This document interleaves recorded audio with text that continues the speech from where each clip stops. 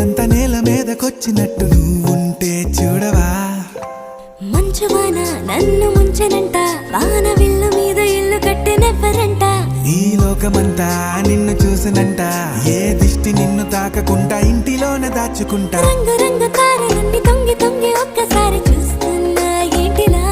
ఆ పైన లేని వెన్నెలంత నేల మీదకొచ్చినట్టు నువ్వుంటే చూడవా.